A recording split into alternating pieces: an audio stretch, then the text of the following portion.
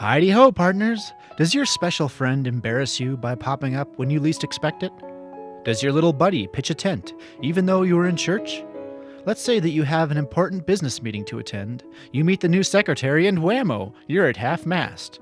Luckily enough, carrying the world's first anti-wood spray product that comes in a discreet dispenser shaped like a bent dong. Introducing Would Be Gone. Clinically tested on senile lab rats to send blood from your main vein to other places in your body. Common side effects are experiencing erect fingers, legs, and bulging earlobes. Would Be Gone. Ask your mother if it's right for you.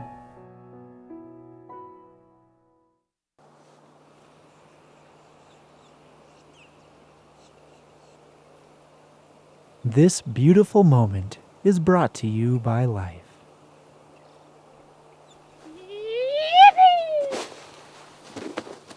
Get high on life. Woohoo! It's time now for the Bachelor Cooking Show with Bob. Good evening. Welcome to the Bachelor Cooking Show with Steve. Well, that's me. You know, Bob tonight is out sick with cryptosporidia, the runs, and giardia. According to food poisoning, that must be a crappy combination. Well, tonight, we've got the special called Clean Out Your Refrigerator. We're going to go through Mr. Fridge here. We're going to pull some crap out, and we're going to eat it. We're going to make a tasty scrum-diddly-umptious combination. Let's see what we can find. Well, here we are, Mr. Refrigerator. Let's see what we can find and eat. There's probably something good in here. We've got some bratwurst, that'll work. Some tortillas, that'll work good too. Oh, this is a great one. All is the Chinese food leftovers. I've got a great idea. Let's make hot dog, sausage, ramen helper, noodle egg drop soup. Okay, we're gonna need some eggs. Courtesy there. And I think we're gonna need some teriyaki sauce. And then we're gonna need something else. Can't quite think of what it is. Oh yes, the ramen. Let's find some ramen.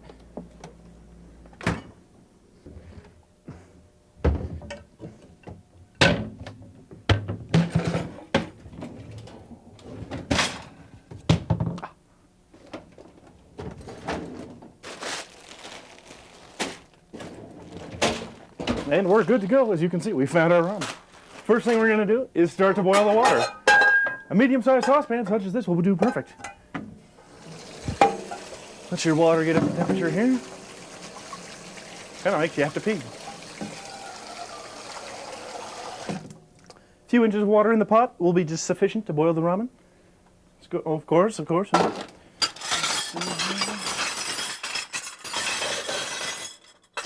Have to get a free burner going.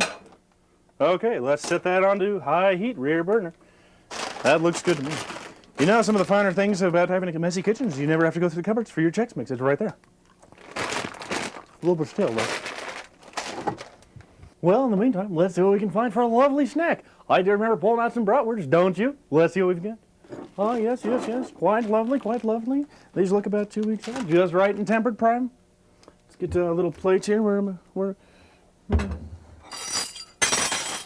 bowl always works fine.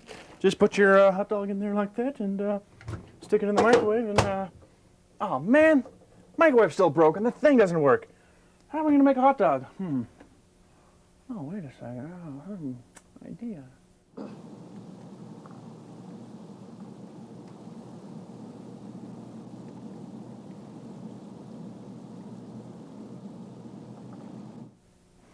You know, on second thought, let's not try that one.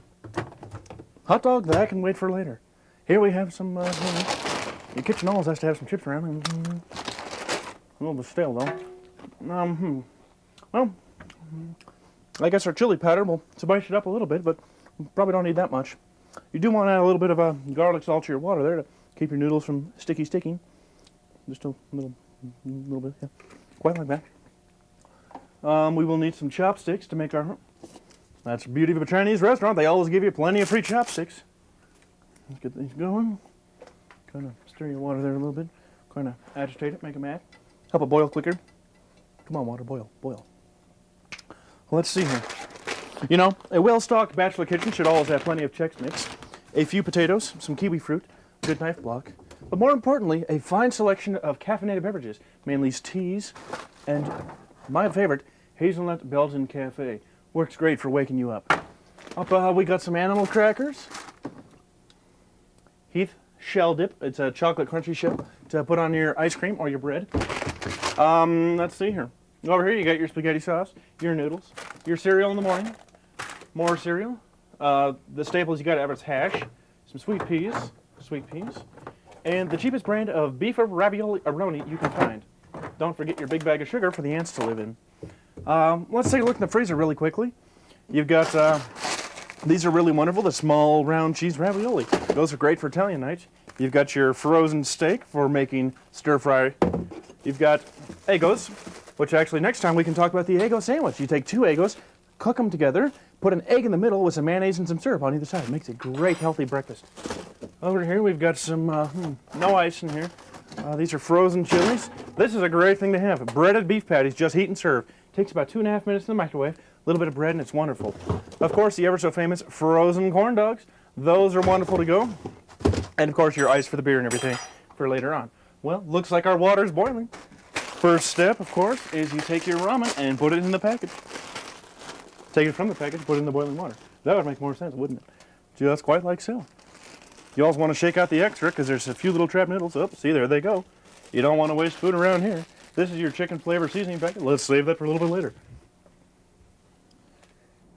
Now that it's boiling, let's give it a little bit of a stir job to kind of break up the noodles and let the hot water get around them to help cook it faster.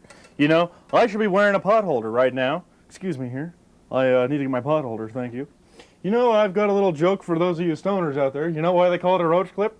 Because pot holder was already taken. Look at the leather glove works great for pot holder. You don't want to burn yourself. You want to be very safe here when you're cooking in the kitchen. That looks just about right. Let's go ahead and add some of the chicken flavor. This is a seasoning packet made basically from chicken and flavor. Put into a little packet. Take it, open it up. You can see right in there. That's a nice color. Very nice color. Just kind of generously sprinkle it around on top of your soup. It, of course, is a little bit colder than the water, so it briefly drops the boil there, but it'll be up to speed in no time here once more. Let's get it, just get it to bring that up to a boil here in just a moment.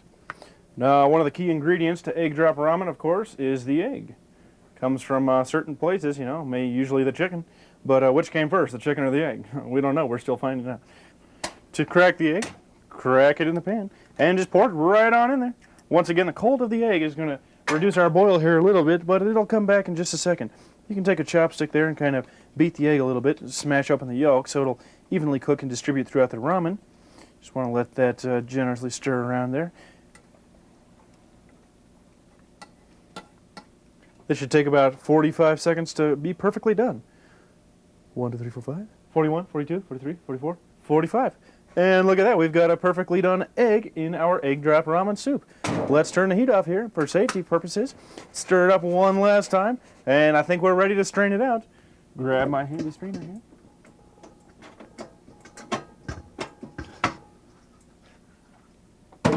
That strainer doesn't always like to come off. Clear it out really quick. So what we're going to do is strain out the egg and all the water in there. So that's going to get rid of all the moisture. We don't want too much moisture in with our egg drop ramen because when you put it into the burrito, you don't want too much moisture because otherwise it's going to kind of funkify the burrito, and you know you don't want a funky burrito, and I don't. So you just want to generously shake out all the excess water. Let's put it back into the pan for now. Bring it back over here to the stove for just a minute. So, now that we have our concoction there, the first thing we want to do is add a little bit of teriyaki sauce, as my brother likes to call it, teriyaki sauce. We're going to just put in a little bit here. Kind of a generous little helping on top. That's about good. You do want to stir that in first. Kind of distribute it, infuse it into the egg and the noodles. This also helps to break up the egg particles so you don't have a big chunk of egg in your burrito. That's kind of a funky after effect. Kind of like so. Next, we want to grab our leftover Chinese food. This is going to be a great addition. Let's see what we've got. Wowie, we've got sesame chicken, it looks like. Let's pull out a few pieces of this. Just put them right there on top of the concoction. That looks good to me. I don't know about you. You want to stir it in because the cold Chinese food is cold. We want to heat it up a little bit with the hot noodles.